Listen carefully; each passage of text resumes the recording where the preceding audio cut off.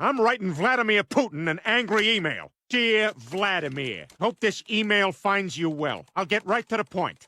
My friends and I were aghast when we saw what you did to the end of Rocky IV. Everyone knows that any American can beat up any Russian on any day of the week. Chris continues to hit the books as best he can, and his grades have shown some improvement. Stewie is growing like a weed, and Meg has become a woman in front of our very eyes. And send. I think we lost a little steam there at the end.